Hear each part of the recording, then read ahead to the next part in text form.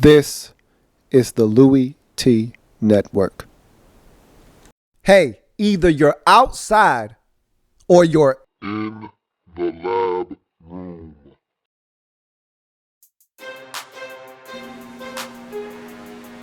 Who else could it be? With me, your me, Louie T. Welcome, you are in the lab room. Of course, I am your host, Lou. Thank you for joining me. This is the NFL Draft Prospects 101, your guide to some of the hottest and biggest names of the 2015 NFL Draft. We're talking wide receivers, we're talking Super Six. Six guys that I think have a legitimate shot coming off the board in the first round.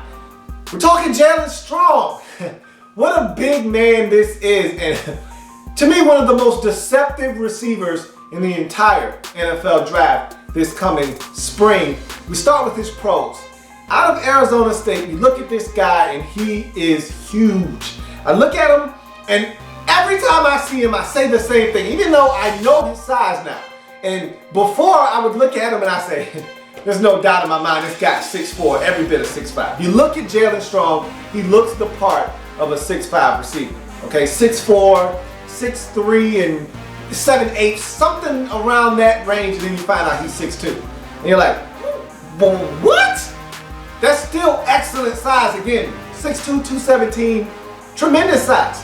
And I feel great about that. If I'm a team and I got a chance to get me a 6'2" receiver with the skill set that this guy possesses, I feel great about it. But he looks the part of a 6'5", 6'4" receiver. His wingspan is outrageous. You know, it's comparable to a guy that's like 7'1". So, I mean, this guy is long, and every part of his body, the legs, the arms, everything just looks humongous. He has vines, so his size is very deceptive. And to me, he's one of the most deceptive receivers in this entire draft. Uses his body to shield off defenders, and I think it's one of his best traits that he possesses is the fact that he knows how to use his frame, knows how to position himself in front of defenders so that they don't have access to the football, yet he still does, and he is able to make plays that way. And I'll talk about why this is such a big part of his game and why he has to make sure that he always continues to shield off defenders. We'll talk about that a little bit later on. Back shoulder beast. And to me, of any receiver in the Super Six, he runs the best back shoulder fade. At Arizona State, that was the route of choice. Okay, there wasn't a lot of route running for Jaylen Strong. He wasn't running the entire route tree. He wasn't setting you ablaze with his ability to change directions and lose a defender at the breaking point. He was a guy that would run 7 to 10 to 12 yards up the field, turn outside, shield off the defender, and catch it on his back shoulder. And because of that route, he's probably going to be a first-round pick. Because of his height, he's going to be a first-round pick. Because of the speed he showcased at the combine, he's probably going to be a first-round pick. But no route that he runs is going to make him a better player than the back shoulder fade. That is the route. There was one game against USC, the famous Jael Mary play. For those of you who don't know what that is, it's Arizona State's version of the Hail Mary against USC that they threw. Jaylen Strong goes up for the football at about the 2-yard line, snatches it out of the air and trollops into the end zone as time expires and for a win against USC in USC at the Coliseum. So that was a huge victory for Arizona State. Probably going to go down in Arizona State lore as one of the greatest plays their football team has ever executed. And so in that game, during the comeback, they were down late in that game. They had a 4th down situation. The team knew what was coming, okay? They knew back shoulder fade was coming. They had run it 3 prior plays and had completed them all. And so Jaylen Strong basically told them, hey, okay, I'm coming with the back shoulder fade. You try and stop it. And it was essentially a closer coming into a game and saying, I'm throwing 98, 99 mile an hour heaters. See if you can catch up to one. Straighten one out if you can. And he basically told the USC corners, I'm running the back shoulder fade. Can you stop it? And the corner knew what was coming on 4th and 7, a back shoulder fade was coming, was ready to jump it. He slips on the play. They throw back shoulder fade. He catches it. They get the first down. They end up scoring on that drive. They run back shoulder fade. They ran it at Arizona State. Jaylen Strong is a back shoulder beast. And if he gets with the right quarterback, I would love to see this guy go to a San Diego. I would love to see him go somewhere like New Orleans or even Green Bay. Of course, these are all locations that he will not end up. But those quarterbacks, Aaron Rodgers, Phillip Rivers, and of course the grandfather of the back shoulder fade, Drew Brees, guys don't throw the back shoulder fade as well as those guys do. If he were to go to one of those places to play with one of those type quarterbacks, I don't know if you'd be able to stop this guy. I really don't. You go to his next pro. High points the football. I talked about his wingspan. I talked about his height. He's got leaping ability. He can be a big-time mismatch for a smaller corner. If you put a 5'10", 5'11" guy on him, hell, 6-foot corner sometimes, even depends on how that corner plays. If he plays big, then we'll talk about what that means for Jaylen Strong. But if you put a 5'9" guy on this guy, 5'10", 5'11" corner, Jaylen Strong normally is able to take advantage of these guys. He's going to be one of these guys that going up to the next level if, again, with the right quarterback, with the right team that understands his strengths and weaknesses, you put him around the goal line, it's going to be very tough because he's a back shoulder beast. I've already said that, but he can high point the football. So you've got options. You can go back shoulder fade like the Cowboys love to do with Des Bryant at the 2-yard line, or you can throw the fade route and watch him go up and go get it. I mean, he's got that kind of capability like the Saints used to do with Jimmy Graham. So we'll see what Jaylen Strong becomes at the next level, but he's got all the tools to be a menace around the goal line. I think in the red zone is where his impact is going to be felt the most because of his skill set and the things that he brings to the table. He is a straight line speed guy. He's not someone that's going to wow you with his side-to-side athleticism or agility. He's not a guy that's going to be able to start and stop and get it from 0 to 60 in 2 or 3 steps. He's a guy that builds up speed, and if you allow him to stride on you, because I talked about the long legs, he starts striding. Next thing you know, I talked about him being one of the most deceptive players in this draft. He'll sneak up on you and then he'll eat the cushion up, and next thing you know, he's even and then he's leaving, and next thing you know, he's catching the football 45 yards down the field. So he's a deceptively fast guy, has long legs, long strides, and that allows him to have straight line speed. To me, he reminds me of like one of those Darius Hayward-Bay, one of those Ted Ginn Jr. types where laterally, they're not quick. They're very fast when they run in a straight line. You ever seen Ted Ginn Jr. run? When Ted Ginn Jr. gets to put his head down and start going, and those strides start opening up, you can't catch him. Forget about it. He's done. You make Ted Ginn Jr. change directions, you got it.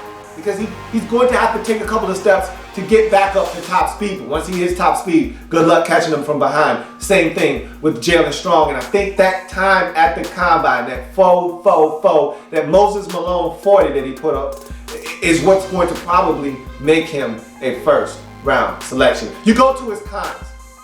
Not an aggressive blocker. He frustrates me in the run game because for a guy his size with that body type, at 217 with the long arms, you would think he would be more of a disruptor in the run game in terms of stopping corners and even safeties from getting involved in run plays. But that's just not something that he does all that well. He's not a guy that is aggressive. I would love to see him be more aggressive in the run game. Don't know if that's in his nature or not. I just didn't see a lot of it on the tape. Will drop the football, and that's another one of those situations where I'm a little uncomfortable with the amount of times I saw him drop the football on tape. Not all of them were contested. Some of them were, and they were great plays by the defender, but there would be other times where you just say, man, you just got to catch the football. There was one play, he's in the end zone. I can't recollect what game it was, but he's running a deep route, and the ball is uncourted. He's in the end zone. The defender never turns to locate the football, so it's underthrown, and Jaylen Strong tracks it, sees it, stops. Ball is a little short, and he has to stretch out, but it hits him in both hands, drops the football. I want to see him make more of the catches that aren't as easy, the ones that are tough, that are at awkward angles, not the ones where he's got to go climb the ladder. He doesn't have a problem with those per se. It's the ones where he's running in one direction, ball's behind him, and he's got to turn his body and catch it. Or he's running full speed forward, ball's a little short, got to stop and put the hands down underneath the pelvis area. You know, sometimes you got to change the way you catch the football. He struggles in those situations where he's got to ad-lib, where instincts takes over. I'm not as comfortable with him in those situations as I am where you just throw it up and say, hey, big boy, go get it. I know he's coming down with the football in situations like that. Not a great route runner. I talked about him at Arizona State running a lot of back shoulder fades and how much of the offense that was for them when getting the football to Jaylen Strong. I'm not impressed with him as a route runner. I talked about the lack of agility, and we'll talk about it here in a second. And so him getting in and out of breaks, not one of his strong suits. And so it's not something that I'm going to look for him to have an impact in the NFL day one coming in as a route runner. Maybe something that he'll develop down the line will be his route running ability, but right now I just don't see that as a strength going into the National Football League. I think that's something he's going to have to work at to become much better as a receiver at running routes. Not very agile nor a yak guy. This is something that I talked about. If you're going to be an elite receiver, especially coming right into the league and looking to be elite, got to be a yakster. That's not Jaylen Strong's game. Can he be a yakster? Sure, he can. If he catches the football, is able to elude a defender or have a blocker in front of him, and he gets to top speed, going to be hard to catch him. But if you're talking about him weaving in and out of traffic, having to make a guy miss, having to stiff arm somebody, that's not his game. That's not something that he does all that well. And I talked about the agility. It's really not there. It's non-existent. To be honest, he's not a guy that's getting in and out of breaks again. He's so long, it's hard for him to dip down and break down and do the things that need to be done to run an effective comeback route. Be a 12 back to 10, an effective, hitch where he stops on a dime and comes to the football. That's not something that he really is adept at doing. And again, much like I talked about with the route running ability, that's something he's going to have to get better at, is creating yards after the catch. It's not something he's great at, and his agility doesn't help him in that department. Struggles with big cornerbacks, and this was the one that I found myself scratching my head over, because you're a big receiver, you get a big corner in front of you. If I'm a big guy, and again, you would think that playing against smaller corners would be to your benefit, which it is in Jaylen Strong's case. But if I like to look at myself as an athlete and I'm a big receiver, I want a big corner on me because I want to blow by these guys. I want the big, slow corner that thinks he can get in my face, press me at the line of scrimmage. I want to beat him off the line of scrimmage, and then I want to run by him because I know he didn't have the makeup speed to catch up with me because I'm an athlete. And I think Jaylen Strong carries himself like that. And he struggles with big corners though. He struggled with Keith McGill at Utah in 2013. I saw him struggling with Keith McGill.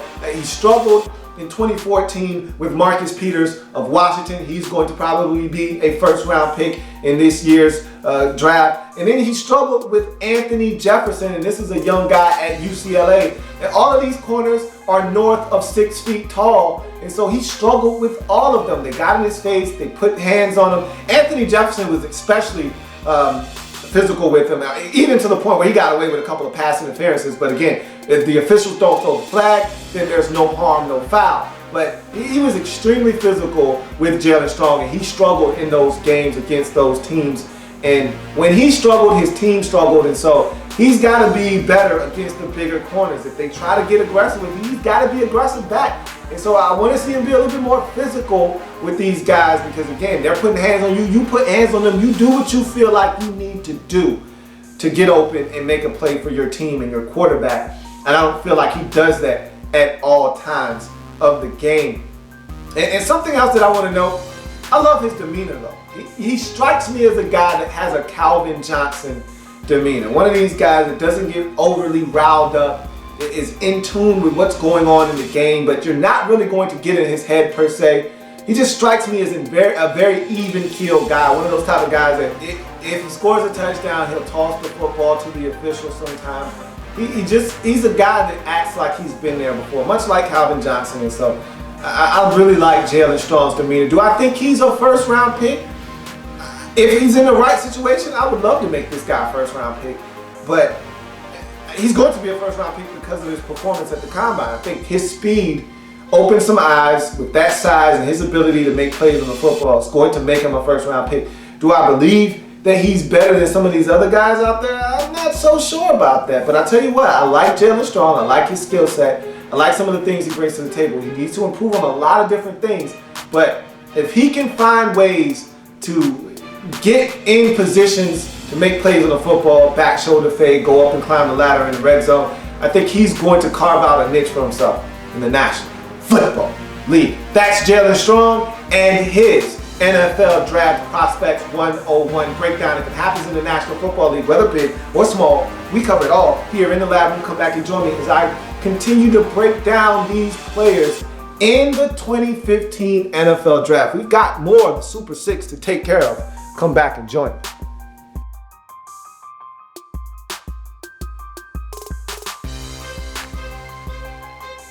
There's plenty more where that came from. While you're here, subscribe to the channel. If you want more Louie T, be sure to follow me on Twitter at In The Lab Room, or you can like the Facebook page at In The Lab Room. That's In The Lab Room on Facebook and at In The Lab Room on Twitter. Don't forget, subscribe to the channel if you haven't already done so.